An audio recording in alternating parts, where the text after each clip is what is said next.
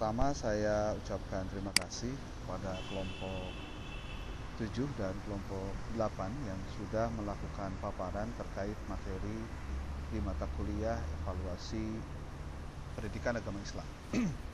Materi kelompok 7 itu adalah tentang rubrik penilaian, materi kelompok 8 itu tentang pemanfaatan hasil evaluasi pembelajaran. Oke, saya ingin masuk dulu pada penjelasan tentang rubrik ya, rubrik. Kenapa rubrik ini perlu untuk dibahas? Jawabannya sederhana, Pak. Karena rubrik itu bagian dari alat penilaian atau instrumen penilaian yang memiliki kekhasan. Apa khasnya itu? Khasnya itu adalah karena rubrik itu bisa digunakan untuk menilai kualitas dari kualitas dari pekerjaan, kualitas dari proyek, kualitas dari kegiatan siswa, gitu. Yang didasarkan pada set kriteria tertentu. Jadi pahami dulu bahwa yang namanya rubrik ini sesuatu yang sifatnya memudahkan si penilai terhadap apa yang harusnya dinilai. Kemudian yang kedua, memastikan penilai berlaku secara lebih objektif. Cuma saya ingin katakan, tadi juga sudah disampaikan, salah satu kelemahan dari rubrik itu adalah terlalu rigid, ya, terlalu rigid. Kemudian banyak sekali yang harus disiapkan. Jadi perencanaannya jauh lebih panjang, lebih berat daripada pelaksanaan pada akhirnya. Gitu. Nah, yang kedua, guru ini cenderung tidak memaknai proses pembelajaran secara maksimal. Maksudnya bagaimana? Saya mudah-mudahan salah ya. Sepengetahuan saya, pengalaman saya ketika berinteraksi dengan para guru sampai dengan hari ini, kecenderungan guru untuk belajar terhadap hal-hal yang baru itu relatif rendah. Kenapa rendah? Karena mereka terbiasa melakukan hal-hal yang sifatnya monoton. Padahal mereka pernah kuliah, mereka pernah menulis gitu. Tapi anehnya pada saat sudah jadi guru, ada keengganan untuk mau belajar terhadap hal-hal baru. Termasuk ini tidak hanya di guru sebetulnya, di dosen juga sama begitu. Jadi ketika ada informasi terbaru, ada hal-hal yang kira-kira ini adalah inovasi dalam pendidikan, itu tidak dilakukan. Gitu. Nah, mudah-mudahan kalau kalian jadi guru, kalian tidak memiliki sifat-sifat itu. Kenapa? Tadi, Pak, membuat rubrik itu rigid, Pak. Membuat rubrik itu tidak segampang yang kita kira. Tapi ada tapinya. Anda beruntung ada pada suasana dan situasi di mana teknologi ini bisa digunakan. Nah, saya berharap Anda cobalah selalu bersentuhan dengan teknologi itu supaya memudahkan pekerjaan-pekerjaan Anda. Seperti membuat rubrik, bisa nggak pakai AI? Bisa, Pak. Bisa. Anda tinggal tulis aja, kemudian Anda nanti lihat, dan setelah Anda tulis, baru Anda komentari. Oh, ini kayaknya salah nih. Perbaiki. Mau pakai ChatGPT silahkan, mau pakai Perplexity silahkan, mau pakai Bard, mau pakai Gemini, mau pakai banyak dah, Pak. Banyak bahasa. Tapi dengan catatan, AI ini tugasnya atau fungsinya sebatas memberikan sugesti untuk Anda jadikan dia teman diskusi. Bukan satu-satunya alat yang bahwa itu benar. Itu aja persoalannya. Gitu. Nah, kalau kemudian Anda menulis artikel atau menulis tugas itu banyaknya copy paste, ya susah, Pak. Anda tidak akan menemukan hal baru. Otak Anda juga tidak akan lebih berkembang dari situ.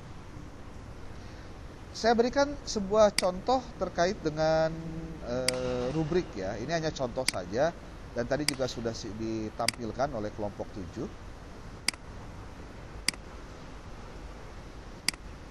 Sudah nampak belum? Sudah, Pak. Oke. Sudah. Ini adalah contoh rubrik untuk mengukur kemampuan presentasi siswa. Ya. Ini dilihat kriterianya satu, kelengkapan isi. Kelengkapan isi itu kemudian kriteria kedua kejelasan suara, kemudian yang ketiga adalah bahasa, kemudian kontak mata dan penggunaan media. Bapak Ibu, teman-teman semua, pada saat Anda akan menyampaikan ketika Anda akan melakukan penilaian terhadap kinerja mereka, kinerja siswa maksudnya, coba Anda sampaikan dulu, anak-anak, nanti Bapak akan melakukan penilaian terhadap presentasi kalian ya. Yang akan Bapak nilai adalah poin kelengkapan isi, kejelasan suara, kemudian bahasa, lalu ada kontak mata dengan penggunaan media. Ini nilainya kayak gini, kayak gini. Hati-hati ya, tolong sesuaikan dengan ini. Jadi mereka pun nanti akan mempersiapkan diri, Pak. Gitu. Atau mungkin tadi kelompok 7 menyebutkan ada cerita tentang penggunaan nomor ya, ada skala rank nilai berapa sampai berapa. Itu juga saya gunakan pada saat melakukan review terhadap artikel, contohnya begitu. Ini contoh nih rubrik yang boleh jadi bisa jadi bahan, karena saya juga menggunakan rubrik-rubrik begini nih. Tapi ada rentang nilainya juga gitu ya. Kemudian nanti ada komentarnya. Anda bisa lihat di sini. Oke.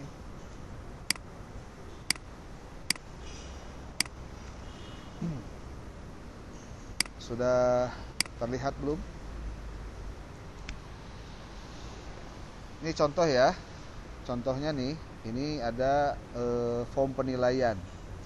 Di aspek yang dinilainya cakupan temanya apa, rentangnya apa, kemudian nanti catatannya apa. Ini juga rubrik, cuma di sini menggunakan rentang nilai, gitu. Tapi juga kita tidak akan keliru karena aspek yang dinilainya sudah ada ketahuan begini. Gitu.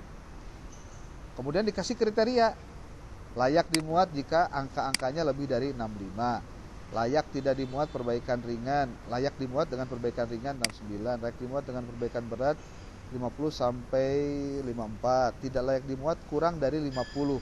Nah, ini pedoman untuk para penilai, karena sama-sama juga ini terkait dengan penilaian terhadap rubrik gitu ya, terhadap rubrik. Oke. Nah, itu yang khusus terkait dengan masalah rubrik ya, masalah rubrik.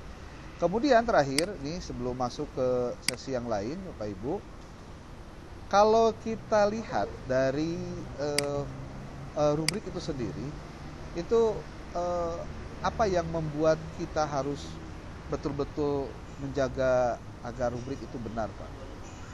Yang pertama, rubrik itu harus diketahui ada komponen yang harus ada dalam rubrik. Satu kriterianya, dua deskripsinya, yang ketiga ada skornya. Ini jangan lupa. Tadi sudah disebutkan tipe rubrik, ada analitik, ada holistik, ada checklist. Nah, itu macam-macam bentuknya. Nah, Kak, saya berharap ketika Anda dievaluasi di mata kuliah kita kan, dievaluasi itu Bapak Ibu sudah saya sampaikan terkait dengan persiapan untuk soal UAS dan UTS ya. Mungkin nanti saya akan coba paparkan, mungkin ada pertanyaan juga dari teman-teman kalau terkait dengan soal dan juga penugasan, karena minggu depan itu soal pertemuan ke-8 itu UTS, Pak. UTS, dan juga itu harus dilakukan proses review juga terhadap artikel Bapak Ibu supaya bisa lebih jelas lagi apa yang harus dilakukan. Mungkin ada yang mau ditanyakan? Assalamualaikum warahmatullahi wabarakatuh, Pak. Salam.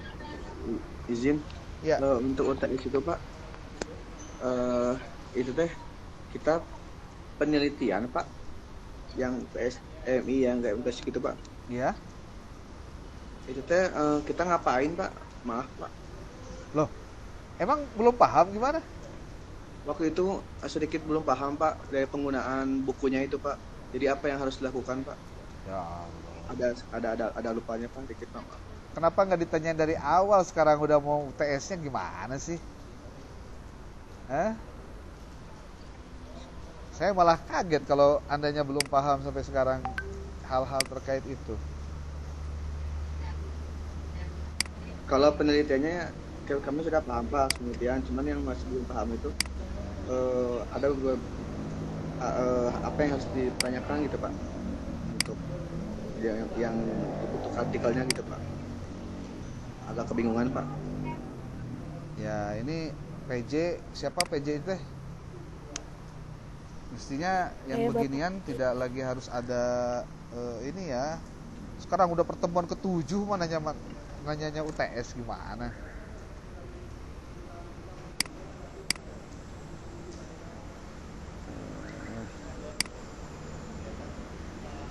Ini coba perhatikan baik-baik nih. Tolong dipelajari ini nih. Coba teman-teman, ini kebetulan saya rekam ya. Nanti silakan dibuka rekamannya. Ini ya, ini rekamannya dibuka. Saya kan sudah kirim ini nih. Ya. Oke. Berarti Anda tuh kelas B ya, di sini nih. Dari Ibnu Laksana Aulia Ramdhani. Ada kan? Ada nggak orangnya? Hadir Pak. Oke. Anda, saya jadikan Anda sebagai contoh ya, sebagai contoh. Ini ada Ibnu Laksana Aulia Ramdhani, kelas B. Anda masuk kelompok 1. Tapi untuk tugas UTS dan UAS di sini Anda lihat ada MTS kelas 8 fikih. Ini bukunya nih, ya. Berarti tugas pertama kali Anda nih, Pak Ibnu, Anda pastikan Anda download dulu bukunya. Oke. Download bukunya, copy deh ini. Atau bukunya langsung di-download dari sini juga bisa nih. Nih. Silakan download. Ada kebagian nomor berapa bukunya? Kelas berapa bukunya? Anda fikih kelas 8 ya. Berarti masuk ke sini, cari fikih kelas 8. Nih. Fikih kelas 8. Mana ya fikih. Nah, nih.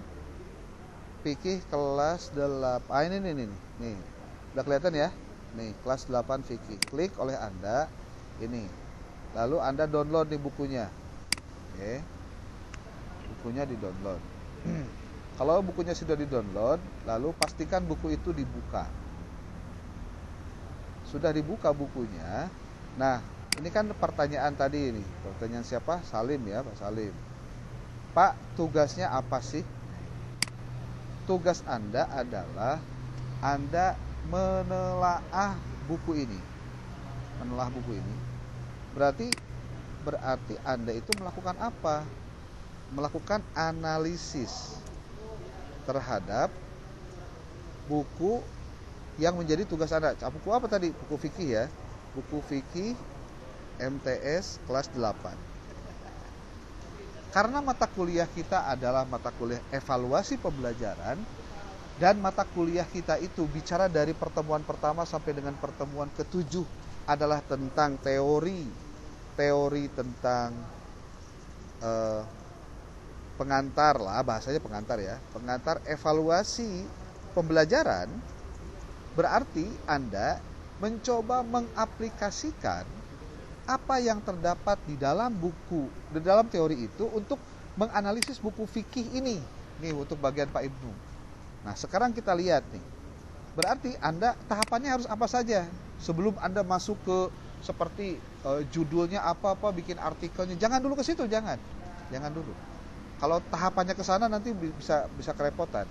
Jadi yang pertama adalah coba Anda lakukan sebutnya itu membuat kategorisasi buku. Nah, ini langkah pertama nih ya, langkah pertama. Lakukan kategorisasi buku.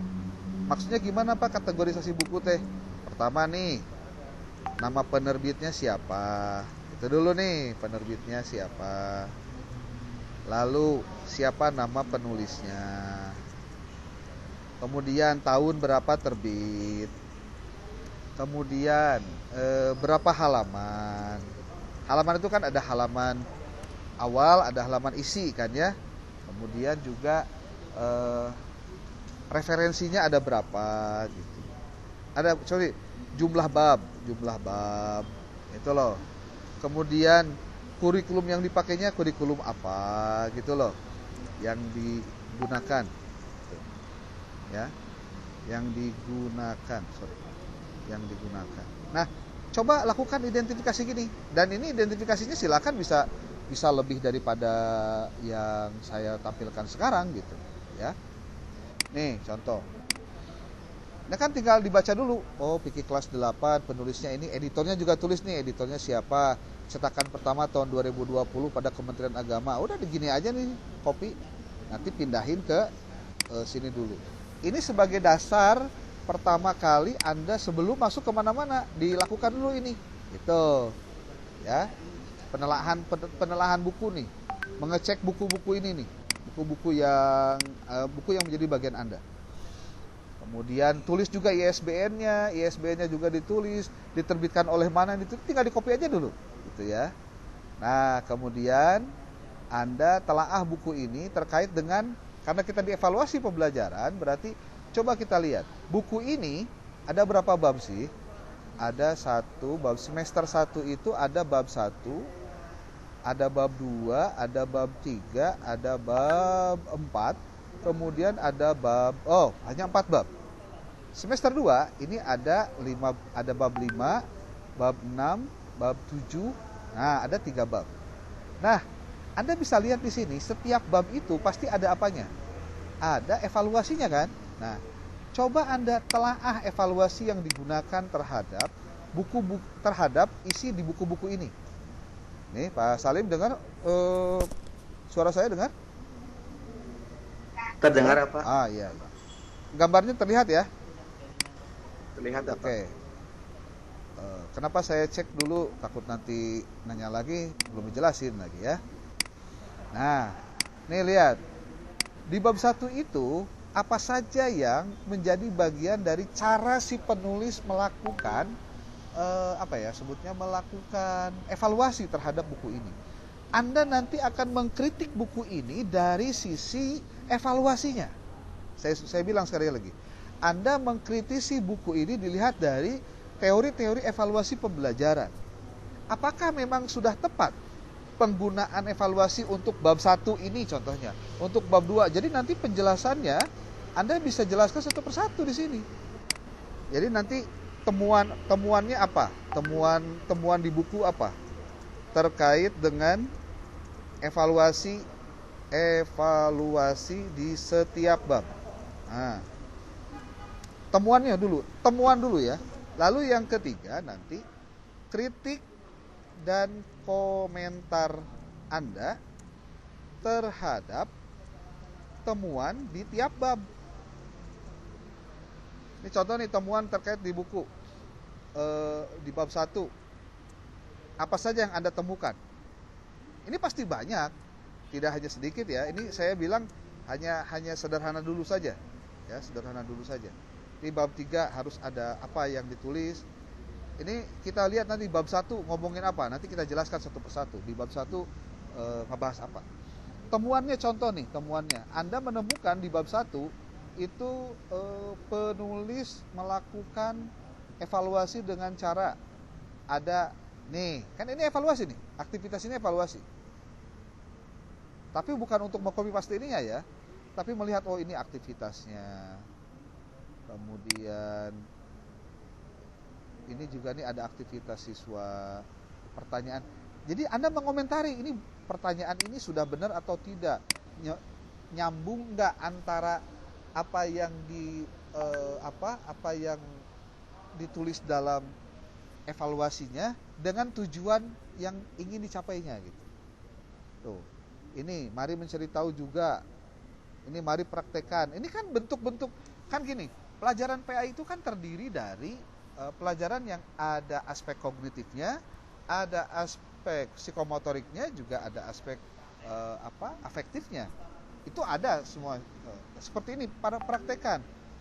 Apakah dengan pertanyaan seperti ini bisa memberikan gambaran ada ketercapaian dari tujuan pembelajaran gitu untuk level sanawiyah kelas 8. Tuh. Kemudian di sini tentang sujud ya, masih tentang bab 1 nih. Bab 1. Lihat ininya. bagian evaluasinya. Coba lihat lagi kita ini mari praktekkan juga. Nanti Anda klasifikasi ada berapa yang mari praktekkan, bentuknya seperti apa, temuannya dulu gitu. Nah, refleksi dalam penguatan karakter. Nah, ini lebih ke afektif ya. Nih, ini kan juga pakai rubrik tapi rubriknya centang. Menurut Anda ini sudah tepat atau belum? Tapi itu tidak dulu dikomentari ya, baru ditemukan dulu saja. Jadi, sekali lagi, buku itu temuannya apa yang Anda dapatkan di sana. Tuh, ada skornya juga. Kemudian ini ada rangkuman. Oke, rangkuman tidak masuk pada penjelasan. Nih, ada uji kompetensi. Apakah pertanyaan, jadi Anda nanti ditemukan bahwa terdapat 5 buah pertanyaan dalam bentuk jawaban singkat dengan penjelasan seperti ini contohnya. Ini contohnya. Ini baru bab 1, Pak. Ini baru bab 1. Semuanya ada berapa bab tadi? Ada berapa tadi? 7 bab. 7 bab ya. 7 bab. Nih ada 7 bab. Nah, ke-7 babnya itu kemudian Anda analisis. Nah, nanti pada akhirnya Anda akan menemukan temuannya apa di buku tersebut. Oke, pertemuannya gimana? Kemudian nanti Anda kritisi apakah evaluasi yang terdapat dari tiap bab itu kemudian sudah sesuai dengan teorinya, sesuai dengan tujuan pembelajarannya atau tidak.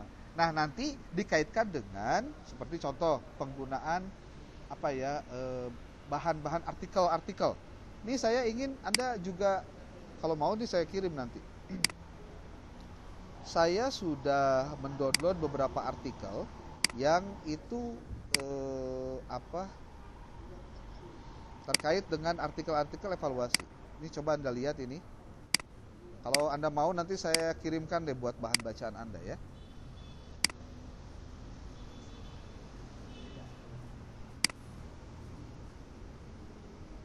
Nih artikel evaluasi. Nih contohnya. Nah kalau ini bukan buku tapi butir soal evaluasi pembelajaran. Ini artikelnya. Analisis butir soal evaluasi pembelajaran pendidikan agama Islam menggunakan program Anates. Nah, kalau ini mah Anda ngambil soalnya kemudian diteskan gitu. Itu bisa begitu. Tapi kalau pertanyaannya, Pak, bisa nggak kayak gini? Saya nggak terlalu banyak, Pak, tapi saya mengeteskan dulu soal saja terus kepada siswa. Ya, tapi apa bedanya? Jadi sesuatunya itu harus yang kira-kira powerful lah gitu. Jangan biasa-biasa aja. Ada juga nih mana ya? Nih, mata kuliah kita juga kan bicara tentang validitas dan reliabilitas ya di pertemuan-pertemuan awal. Di sini ada nih validitas dan reliabilitas dalam analisis butir soal. Tapi mungkin ini pelajarannya bahasa Arab ya. Nih, tuh ada penjelasan juga. Untuk ngitung reliabilitas ini disebutkan penjelasan. Nah, maksud saya nanti Bapak Ibu, pada saat Anda membuat sebuah setelah mengkaji ini nih, setelah Anda membuat berdasarkan apa yang Anda temukan, nanti ini akan menjadi bahan untuk Anda kritisi. Analisis, kritik, dan saran perbaikan. Terhadap temuan di bab 1 sampai 7. Jadi nanti boleh jadi judul artikelnya itu adalah contohnya ya, analisis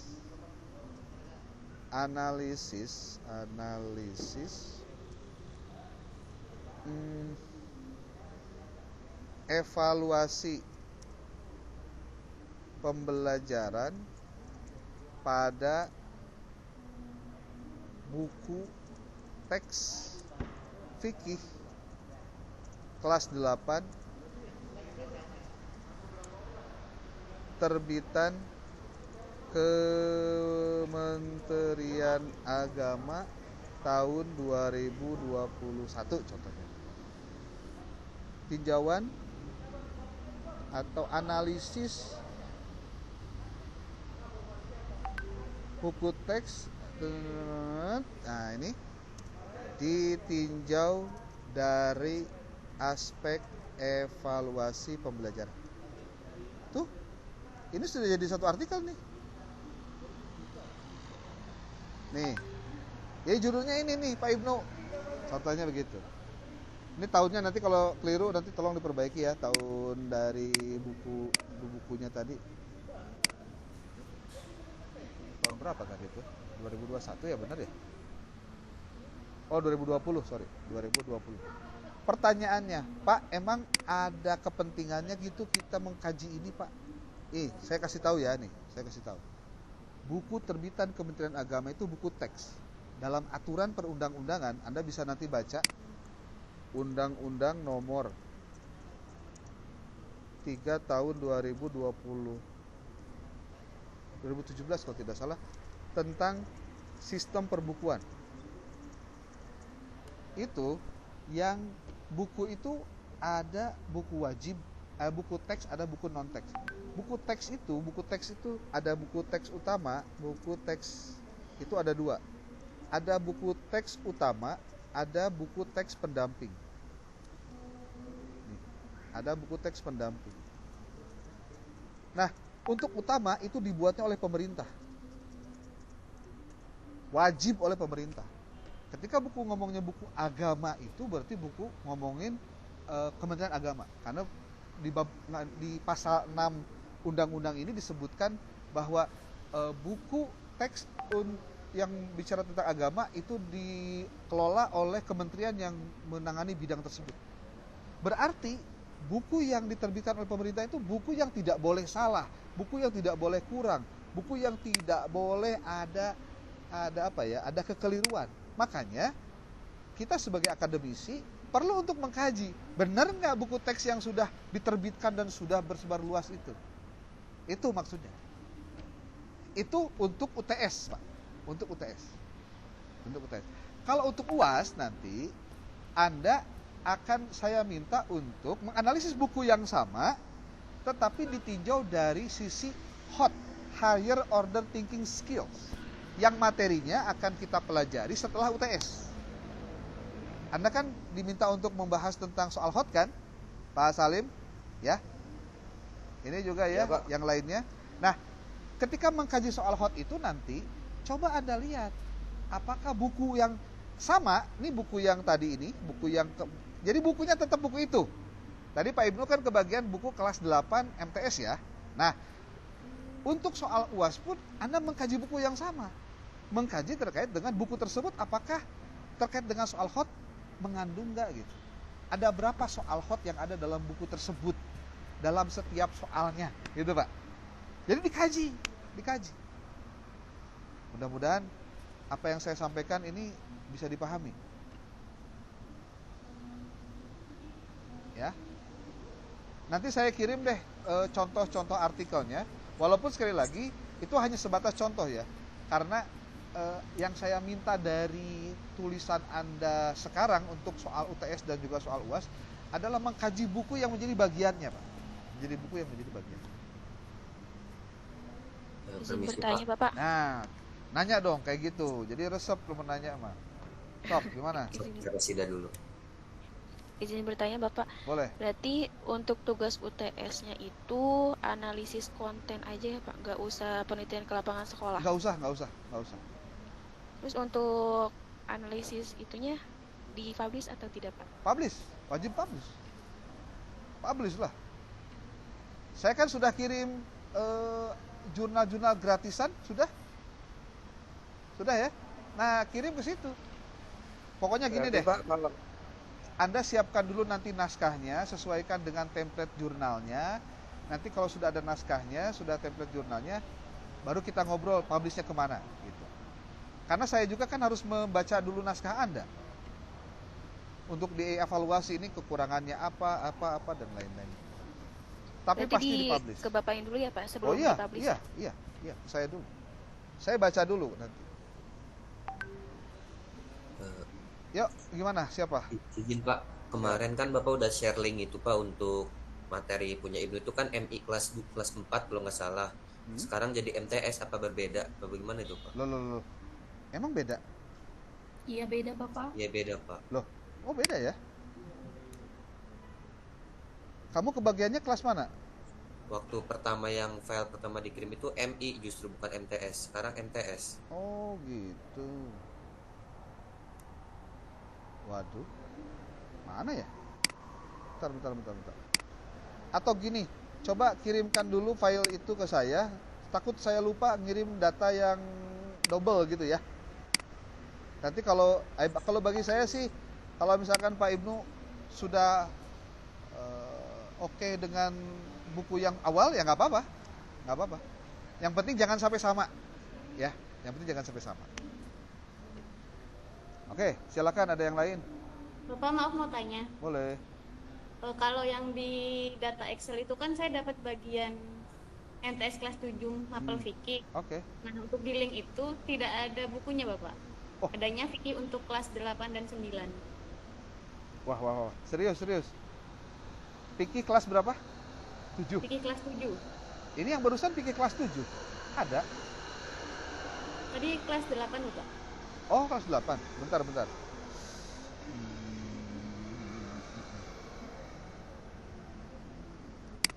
Coba dilihat bareng-bareng, dipelototin biar bisa kelihatan ada apa enggaknya nih.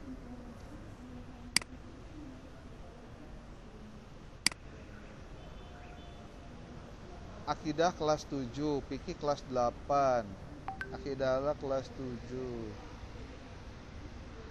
Tinggal Anda cari aja deh. Ini buku teks kelas 7 fikih Kementerian Agama.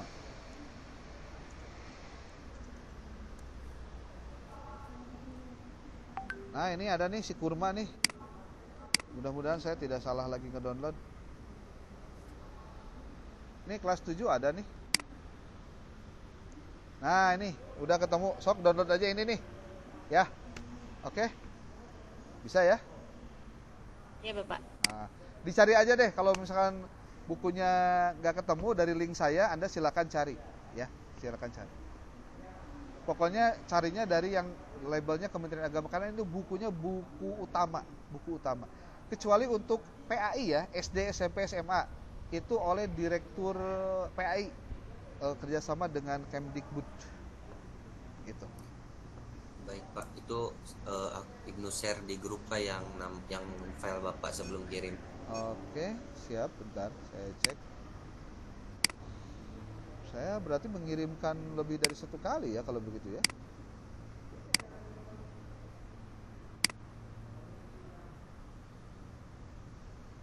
Ibnu ya, ini saya kirim. Mahasiswa tugas. Oh iya ya, saya pernah kirim ini ya. Tapi di data saya di mana ya daftar nama?